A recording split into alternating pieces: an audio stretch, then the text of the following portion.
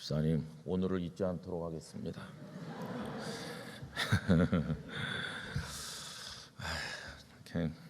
감사하고요. 여러분, 집사님께서 소그룹 얘기를 말씀하셨는데 소그룹이 참 중요합니다. 그러니까 옛날에는 우리 구역이 그걸 잘했어요. 열심히 모여서 같이 예배하고 어려운 문제가 있는 성도들을 위해서 기도하면서 기쁨과 슬픔을 함께 나누고 함께 믿음의 성장을 도모했습니다. 그런데 사회생활이 너무나도 바빠지고 맞벌이들을 거의 대부분 하시고 이제는 이게 모이는 게 참 어려워졌어요. 그래서 이제 모이긴 모여야 되는데 구역에서 하는 거가 조금 이제 여러 가지 상황상 힘들어졌기 때문에 이제 소그룹을 하는데 이건 자발적으로 모이고 소수가 모이고, 근데 여기는 무슨 조직이나 어떤 사역을 위해서 모인다기보다는 정말 영적 삶을 위해서 함께 하는 겁니다. 그래서 제가 자주 말씀드리는데 여러분, 소그룹 모임들을 주변에 있는 사랑하는 이들과 함께 만들어 보시기를 바랍니다. 그래서 우리가 교회에서 만나도 인간적인 대화를 주로 나누잖아요. 예배 끝나고 나가면 뭐 정치적 이슈, 뭐 여러 가지 경제적 상황, 또 뭐 이런 교회 저런 교회 얘기, 또 우리 여자 성도님들은 파마 어디서 했냐 뭐 이런 거, 이제 그런 전부 인간적인 대화로 꽉 차 있어요. 그런데 다 가슴 속에는 하나님의 은혜에 대한 갈망이 있고 하나님의 은혜를 서로 나누고 정말 누가 나를 위해서 좀 기도해 줬으면 좋겠다 이런 아쉬움이 있고 그렇잖아요. 거기서 같이 말씀으로 은혜 받고 기도하고, 근데 이게 그러면 누가 인도해 주고 누가 그걸 이제 이끌어 어떤 방향으로 갈 수 있게 해주냐 하면 우리 교회 제자 양육 훈련부 그 안에 그 소그룹 훈련도 시키고 다 하는 부서가 있어서 거기서 다 그 가이드라인을 제공해 드리거든요. 그래서 그거에 따라서 하시면 돼요. 우리 안수 집사님들도 이제 그걸 다 하시기 시작했고 여기저기서 많이 이제 시작하고 있는 거 고무적인데, 저는 빨리 수년 안에 우리 교회 소그룹이 적어도 1000개는 생겨야 된다. 그러면 영락교회가 굉장히 응집력 있는 영적 공동체가 될 거라고 믿고 있습니다. 여러분들이 오늘 간증이 또 한 번의 도전이 되는데 그렇게 해주시면 감사하겠다 하는 말씀을 드립니다. 여러분, 오늘 성경 말씀을 보면서 좀 말씀드려 볼게요. 오늘 읽은 시편 12편 그 앞에 표제어를 보십시오. 다윗의 시죠, 그죠? 인도자를 따라 8째 줄에 맞춘 노래. 이 8째 줄이 뭘까? 스미넷이라고 하는데, 여러분 우리 도레미파 솔라시도 이렇게 하잖아요. 근데 사람마다 이제 톤이 다 다르죠. 예전에 부산에 있을 때 거기서 뭘 했느냐 하면 안내하시는 재직들을 훈련시킨 적이 있습니다. 안내하는 분들이 어떻게 인사를 해야 되는지, 미소를 어떻게 지어야 되는지 이런 걸 재직들을 훈련한 적이 있었어요. 그 훈련 강사는 누구냐 하면 아나운서를 오랫동안 했던, 말하고 또 밝게 웃고 사람들을 영접하고 이런데 아주 달란트가 있는 분이 오셔서 말하는 것부터 이렇게 했어요. 부산 분들은 대개가 다 경상도 분이니까 억양이 좀 이렇게 좀 투박하잖아요. 근데 그분이 오셔가지고 따라서 해보게 하면서 여러 가지 훈련을 많이 시켜서 배꼽을 잡고 웃기도 하고 그랬어요. 근데 지금도 이제 기억이 나는 것이 그분 말씀이 이렇게 무슨 말을 했을 때 이렇게 귀에 쏙 들어와서 오랫동안 잘 이렇게 기억되는 톤이 있다고 그래요. 그 높이, 음의 높이가 그게 도레미파 솔라시도 중에서 솔이라고 합니다. 솔 음으로 어서 오세요 이렇게 하면은 쏙 들어온다고 그래요. 그런데 아주 저음으로 어서 오세요 그러면은 이게 이상하잖아요. 너무 높은 톤으로 어서 오세요 그래도 그것도 이상하죠, 그죠? 그래서 그 엘리베이터에 옛날에 그 엘리베이터 버튼 눌러주시는 분들이 호텔이나 백화점 같은 데 계시고 또 앞에서 이렇게 인사하는 분들이 있는데 그분들이 사용하는 그게 소울음이라고 얘기하더라고요. 소울음은 평소 말하는 것보다 약간 높은데 착 이렇게 귀에 붙어서 나를 환영해 주는구나 이렇게 느낀다고 그래요. 우리 이제 설교하는 분들도 다 이게 타고난 것도 있고, 그래서 어떤 분들은 이제 톤이 높은 분도 있고 어떤 분들은 굉장히 저음도 있는데, 저음으로 설교를 오래 하면은 성도들이 굉장히 피로감을 느끼고 답답해진다고 합니다. 이제 고음으로 계속하면은 그 귀가 또 아프겠죠. 그래서 이게 그 설교학 가르치시는 목사님께서 그것도 훈련을 해야 된다 이런 말씀을 하시더라고요. 그래서 오래 들어도 피곤하지 않으면서 말이 이렇게 귀에 쏙쏙 들어오는 이제 그런 분들이 있죠.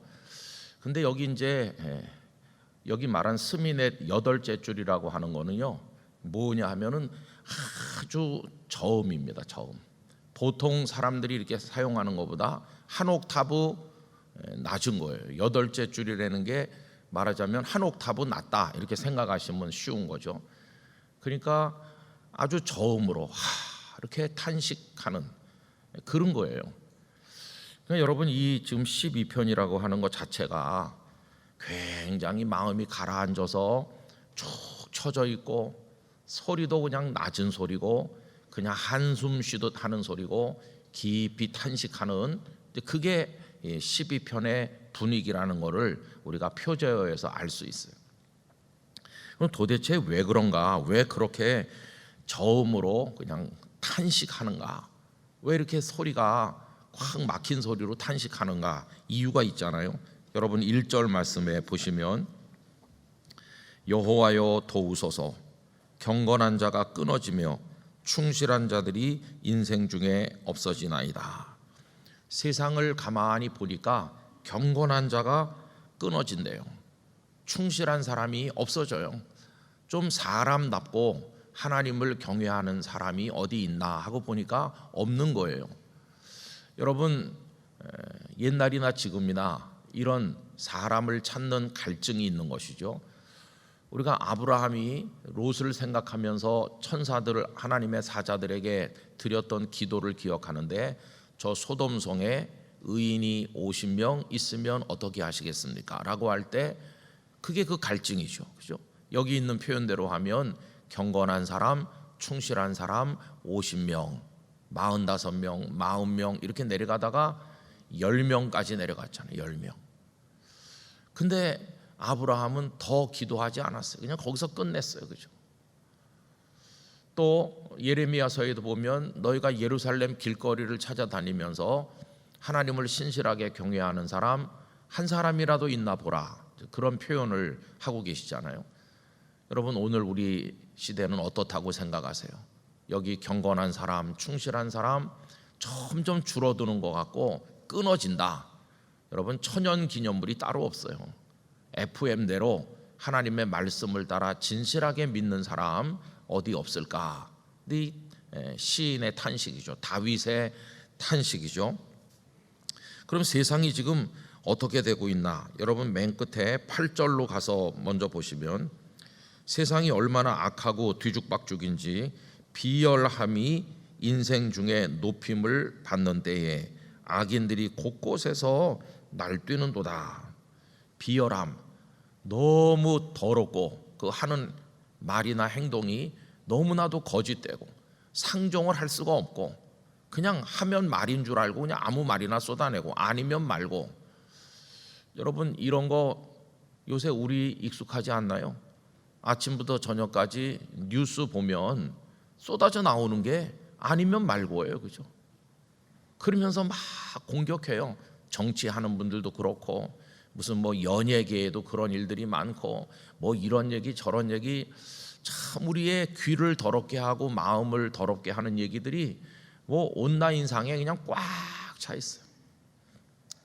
그래도 공당에 이름 있는 정치인들까지도 그런 분들은 그러면 안 되는데도 국회에서나 국회 바깥에서나 그냥 어떤 말들을 막 쏟아놓는데 어디까지 진실인지 알 수 없는 게 참 많이 있어요.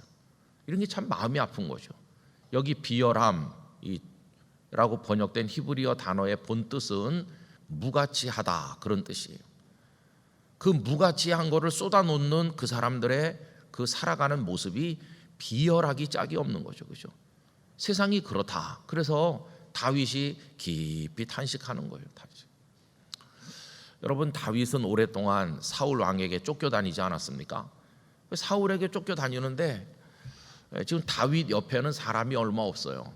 처음에는 한 400명이 다윗을 따랐고 나중에는 한 600명 정도가 다윗을 따라다녔다, 이런 설명이 있는데, 사울 왕은 다윗을 추격할 때 보통 3,000명을 동원했어요. 3,000명. 그러면은 600명이라고 해도 5배 많아요. 5배 많은 사람들이 사울의 정예부대, 잘 훈련되고 무기를 잘 갖추고 갑옷을 입은 그런 사람이 3,000명이 다윗 한 사람을 잡아 죽이려고 추격을 계속하는 겁니다. 그런데 그 사무엘상 말씀을 읽어보면 사울에게 다윗이 지금 어디 숨어 있습니다, 이렇게 정보를 갖다 바치는 사람들이 많이 있어요. 또 다윗이 처음에 도망할 때 먹을 것도 없고 아무것도 없어서 제사장의 집에 들어갔는데 거기서 진설별 떡을 먹고 골리앗의 칼이 거기 보관돼 있어서 그 칼을 가지고 가지 않았습니까? 이거를 또 누군가가 이렇게 다 일러 바쳐요. 그래서 에돔 사람 도액이 그 제사장들을 모조리 다 학살하지 않습니까? 여러분, 그런 사람 무슨 생각을 하는 걸까요? 어떻게 해서든지 살아있는 권력인 사울에게 아첨하고 거기 달라붙어 가지고 한 자리 하려고 하는, 뭐 온갖 말도 행동도 그런 거죠. 다윗은 그런 걸 경험하는 겁니다. 사울왕 주변에 붙어 있는 사람들, 사울왕 주변에 붙어서 그 권력에 날아드는 불나방 같은 사람들의 행태가 얼마나 비열한지 말로 다 알 수가 없구나. 그들 속에 경건한 사람, 충실한 사람 찾아볼 수가 없구나. 그리고 그 입으로 나오는 말이 얼마나 더러운지, 여러분 그 앞에 2절로 가서 보시면요, 그들이 이웃에게 각기 거짓을 말하는데 어떤 거짓입니까? 아첨하는 입술. 여러분, 아첨은 거짓말입니다. 아첨하면서 아이고, 사장님 같은 분이 세상에 있을까요? 사장님은 정말 제가 만난 모든 사람 중에 가장 인자하시고 훌륭하십니다, 이렇게 아첨하는데, 아첨은 입으로 하는 거고 속에서 무슨 생각을 할까요? 야, 목구멍이 포도청이라 내가 이렇게 말하는 거다. 이게 속으로는 사장님을 욕하면서 입으로는 추켜 세우는 거, 이게 아첨이죠. 교만한 사람은 그 말을 믿어요. 그 말을 믿어서 와, 내가 이렇게 훌륭한가? 참 세상이 우스운 세상이죠. 그 다음에 두 마음으로 말한다. 그게 그거예요. 마음속에 이 사람을 추켜 세우는, 그래서 내가 이 사람 곁에서 뭔가 좀 득을 봐야 되겠다는 그런 간악한 계산의 마음이 있는 것과 동시에 속에서는 너는 인간도 아니다, 이런 마음들이 다 있어요. 그러면서 온갖 말을 다 하는 거죠. 그런데 하나님께서는 어떻게 하십니까? 3절, 여호와께서 모든 아첨하는 입술과 자랑하는 혀를 끊어버리신다는 거예요. 여러분, 여기 이제 입술을 이야기하면서 말을 가지고 지금 말씀하는데, 이거는 아주 간교하고 약삭 바른 처세술을 다 모아서 말하는 거예요.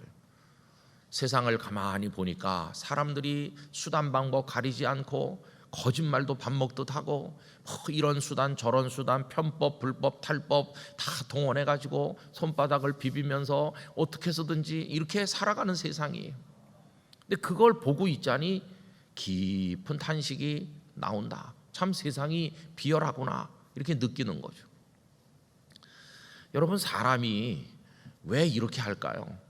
만약에 정당한 방법으로, 옳은 방법으로 해도 그 사회에서 얼마든지 살아갈 수 있고 다 잘 될 수 있다면 이렇게 비열한 방법을 안 쓸 텐데, 사람들이 왜 이렇게 하냐 하면 세상 자체가 너무 악해졌어요. 정당한 그 1절에 있는 것처럼 경건하고 충실한 모습으로 살아가지고는 거기서 버틸 수가 없으니까. 여러분, 성도가 악한 세상에서 살아갈 때 경험하게 되는 어려움이 바로 그거죠, 그죠? 그 요한계시록 2장 3장에 보면 소아시아의 7교회 말씀이 쭉 나옵니다. 그 7교회에 보낸 편지가, 메시지가 나오는데, 그때 그 보면은 모두가 다 부패하고 타락하는 중에 칭찬만 들은 교회는 딱 두 교회가 있지요. 서머나 교회와 필라델피아 교회가 칭찬을 들었어요. 그런데 그때 그 성도들이 살아가기가 제일 어려웠던 것 중에 하나는 로마 제국이 황제를 신으로 숭배하게 했기 때문입니다. 이거는 일제시대 때 신사참배와 거의 똑같다고 생각하시면 돼요. 일본 사람들이 예수님을 믿지 말라 이렇게 말한 적이 없어요. 그 사람들은 뭐라고 말하냐 하면 신사에 절한 다음에 마음껏 예수님 믿어라 이렇게 말했어요. 그 황제 숭배랑 똑같습니다. 그 당시에 그 로마에 사는 사람들이 황제 앞에 가서 황제를 상징하는 우상을 만들어 놨는데 그 조형물 형상 앞에 가서 이렇게 절을 하면 증명서를 주는 거예요. 이 사람은 절을 했다. 그럼 거기에 있는 사람은 자기 마음대로 신을 믿을 수 있어요. 그 다음에 가서 자기 마음대로 자기 신을 섬길 수 있는 거죠.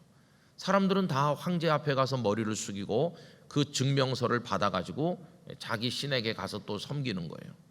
원래가 다신교니까 뭐 많은 신을 섬기는 데다가 황제 하나를 추가한다고 해서 큰일 나는 게 없어요.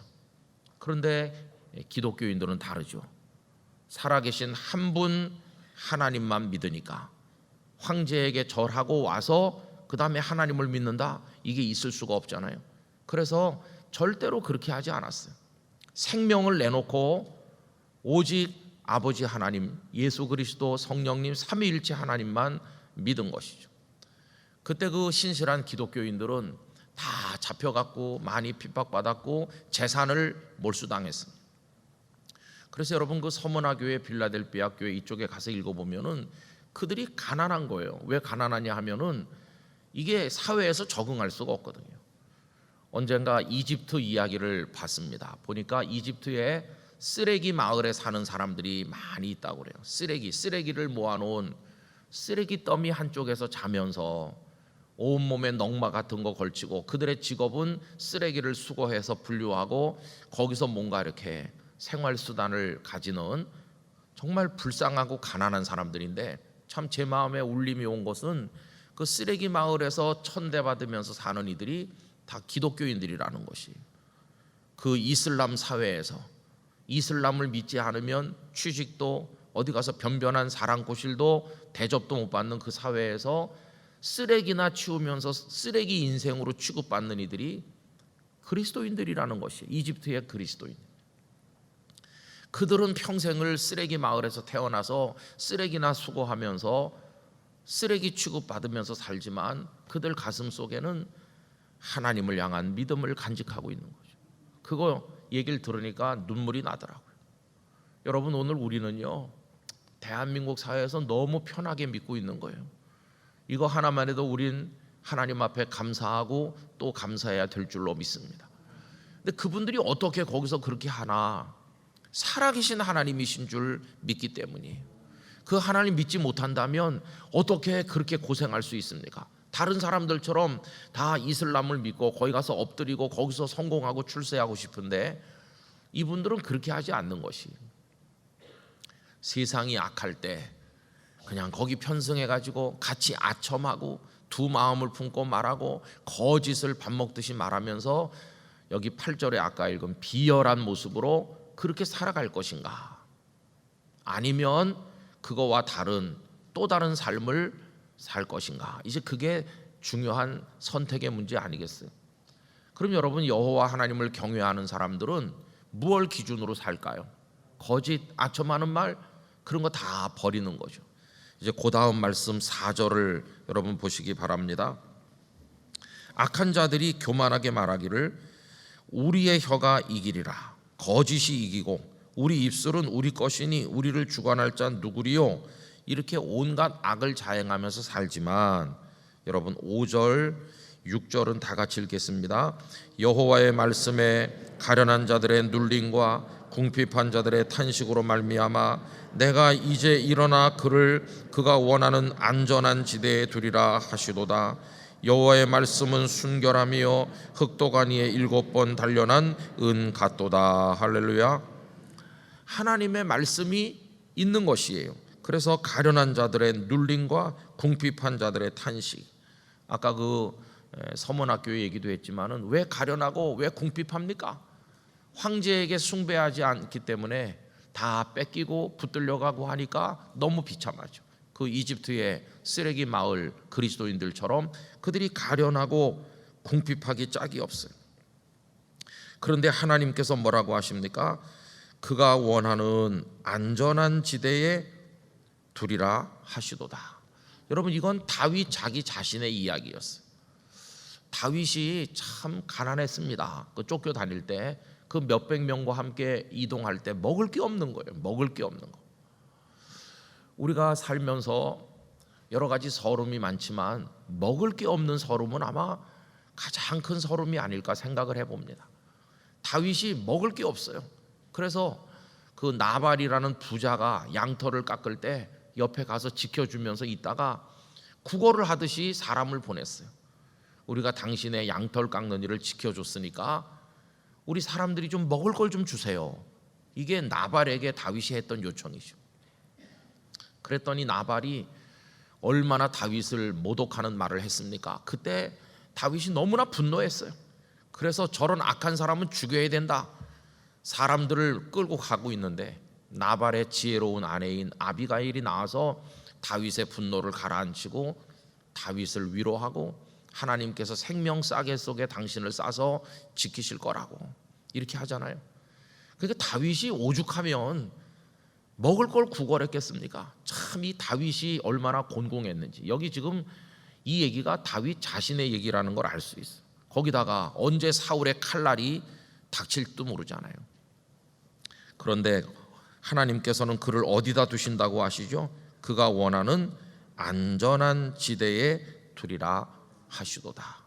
언젠가도 말씀드렸는데 그 부산에서 어떤 아이들이 모여서 춤추고 노는 거기 불이 나갔고 애들이 여러 명 죽었어요. 지금 정확히 기억 못해요. 한 15명은 그 불길 속에 죽은 걸로 기억합니다. 다 뭐 고등학생 그런 애들인데 그 개들이 모여서 놀던 거기 상호가 그 간판이 안전지대예요. 안전지대에 모여서 술도 마시고 춤도 추며 놀다가 거기서 죽은 거예요. 세상에 안전지대가 어디 있습니까?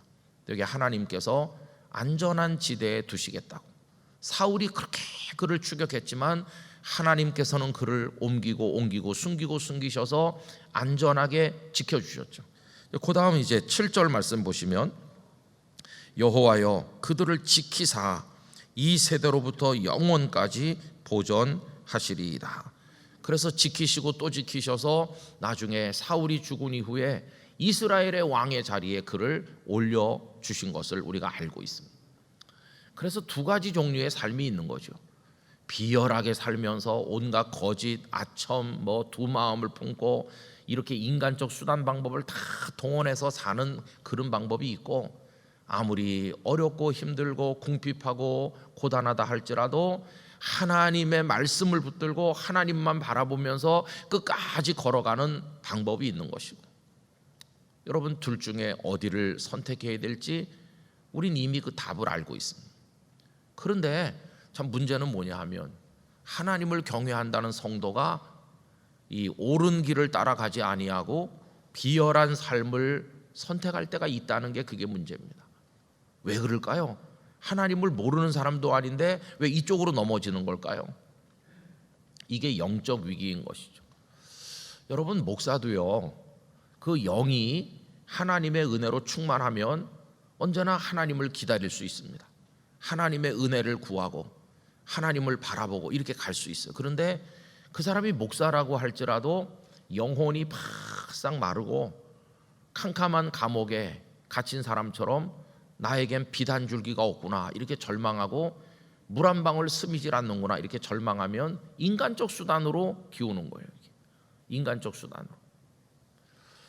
그 옥성호 집사님이란 분이 한국교회의 안타까운 현실을 두고 여러 가지 책을 많이 썼는데 그 옥하는 목사님의 아들이죠.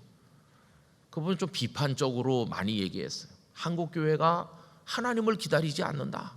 하나님이 살아계심을 믿고 하나님의 말씀이 능력 있는 걸 믿으면 언제나 정도를 걷고 하나님의 말씀을 따르고 하나님의 은혜가 임하는 때를 기다리면서 하나님만 바라봐야 되는데 한국교회는 인간적 수단을 많이 추구한다. 인간적 수단, 예를 들면 마케팅, 무슨 기업이 마케팅 하듯이 목회를 마케팅 하듯 한다. 이상한 수단 방법을 동원해 갖고 막 프로그램을 하고 프로젝트를 하면서 사람을 끌어모으는데 꼭 비즈니스 하는 것처럼 한다. 그 다음에 엔터테인먼트에 물든 한국교회다. 그냥 뭐 즐거운 프로그램을 많이 하고 사람들이 뭐 웃게 하고 재미난 걸 많이 해갖고 끌어모으는데, 백화점에서 바겐세일 할 때 연예인들 동원해 갖고 사람들 뭐 하는 거나 비슷하다.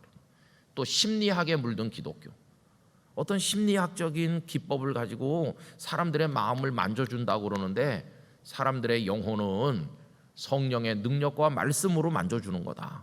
그런데 인간적 수단을 자꾸 동원한다.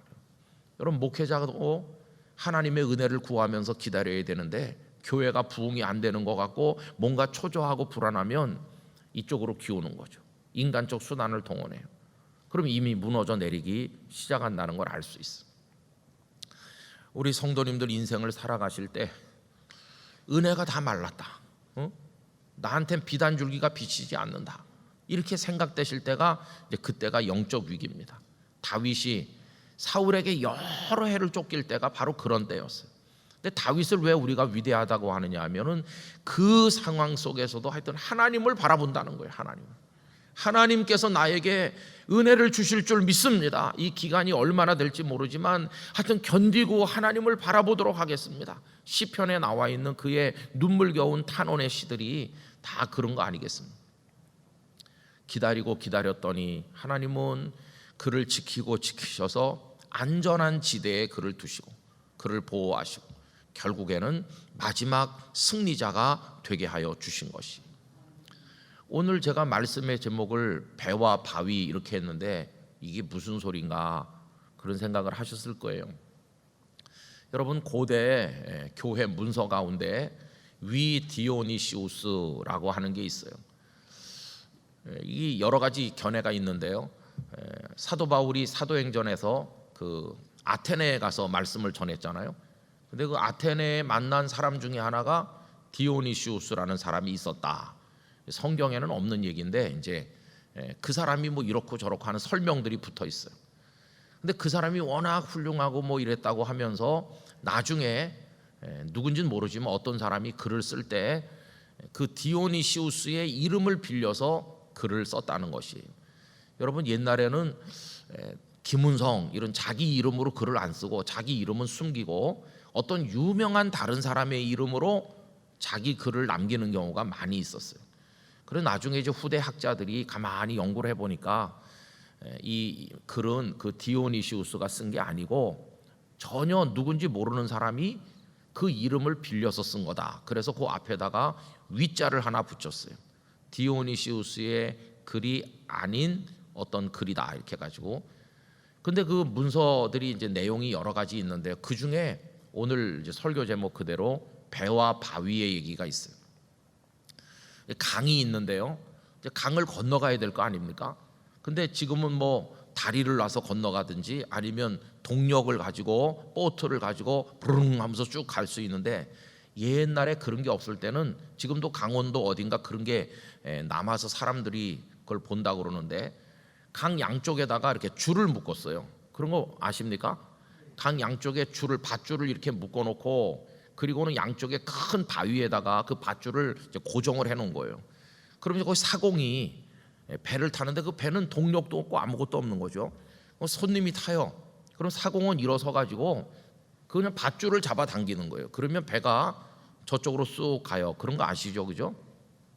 그걸 생각하시면 돼요. 그럼 여기서 질문을 해봐야 되는 거죠. 이 배가 어떻게 저쪽으로 갈 수 있을까? 이렇게 물었을 때 답이 두 가지가 있다는 거예요. 내가 밧줄을 당겼으니까 라고 대답하는 방법도 있어요. 그 대답이 맞을까요, 틀릴까요? 밧줄을 당겼으니까 가는 것처럼 보이죠. 그러나 그거보다 더 근본적인 답은 뭡니까? 이 밧줄이 어디에 고정되어 있나요? 그 바위에 고정되어 있으니까. 바위가 힘을 받고 버티고 있으니까 밧줄을 당길 때 배가 가는 거지. 그냥 그 밧줄이 저쪽에서 고정되지 않은 그냥 막 물살에 움직이는 밧줄이라면 그 밧줄 당기면 배가 갈까요? 못 가는 거죠. 그 이야기 속에 나오는 답은 뭐냐 하면 우리가 밧줄을 당기기 때문에 인생의 배가 가는 게 아니고 저쪽에 만세 반석이신 하나님께 그게 연결돼 있기 때문에 가는 거다. 하나님이 거기 바위처럼 계시기 때문에 요동하지 않고 거기서 떡하니 우리를 향해서 은혜를 베풀고 계시기 때문에 우리가 가는 거지, 내가 밧줄 당겨 가는 게 아니다. 그걸 얘기하는 거예요. 여러분, 우리 성도들은 당신은 어떻게 사세요? 그러면 만세반석이신 여호와 하나님으로 인하여 산다고 고백을 해야 되는 것이죠. 그런데 거짓된 입술로 아첨하고 온갖 인간적 수단 방법을 동원하는 사람들은 답을 뭐라고 말할까요? 내가 열심히 밧줄 당기지 않았느냐고. 그래서 사는 줄 알아요. 그러나 하나님을 진실되게 경외하는 성도는 아무리 세상이 캄캄하고 어렵고 정말 쓰레기 더미에서 고생하고 힘들고 그래도 하나님의 반석이 계신 걸 믿고 그 하나님을 향해 끝까지 기대를 버리지 않는 거예요. 하나님의 은혜가 스며 나올 걸 믿는 거예요. 캄캄한 밤중에라도 빛이 비출 것을 기대하면서 다윗이 참고 견디는 것처럼 그렇게 견디는 거예요. 그러면서 가느다란 그거에도 감사하는 거예요. 나발에게 먹을 걸 구걸하러 보냈다가 모욕을 당한 다음에 분노가 치밀어서 어쩔 줄 몰랐던 이 다윗이 그 가녀린 한 여인 아비가일을 만나서 몇 마디 위로의 말을 들을 때 그 아비가일의 말이 어둠 속에 비추는 빛처럼 여겨진 거예요. 그러면서 하나님을 찬양했어요. 너를 보내서 나로 하여금 범죄하지 않게 하시는 하나님을 찬양하리로다. 찬양했어요. 이게 어둠 속에서 만난 빛이죠. 우리가 아무리 힘들어도 하나님을 바라보면 하나님은 우리에게 빛을 비추어 주실 줄 믿습니다. 그래서 견디고 끝까지 여기 1절에 나오는 경건한 사람으로 끝까지 충실한 사람으로 남아 있을 수 있게 되는 것이죠. 우리 영락교회 성도 여러분, 끝까지 하나님 앞에 믿음의 사람으로 남게 되시기를 축원합니다. 좀 견디다가 힘들어서 어쩔 수 없이 나도 이쪽으로 갔어요, 이렇게 무너지지 마시기를 바랍니다. 하나님은 우리의 만세반석이신 걸 믿어야 됩니다. 내가 노력해서 뭐 좀 된다고 밧줄 내가 담겼기 때문이라고 그렇게 우리를 자랑하면 안 됩니다. 하나님이 계셨기 때문에 밧줄도 당길 수 있는 거지, 하나님이 안 계시면 아무것도 할 수 없는 것입니다. 감사할 게 아무것도 없지 않느냐, 이렇게 누가 묻는다면 감사할 게 아무것도 없어 보이는 환경에서도 우리는 감사할 게 하나 있죠. 그게 뭐냐 하면 하나님이 계시다 하는 것입니다. 그런 마음으로 우리 절대적인 믿음으로 하나님 앞에 살아가게 되기를 간절히 기원합니다. 여러분, 하나님은 우리에게 반석처럼 언제나 우리를 붙드시는 줄로 믿습니다. 그 하나님 안에서 승리하시기를 주님의 이름으로 축원합니다. 기도하겠습니다.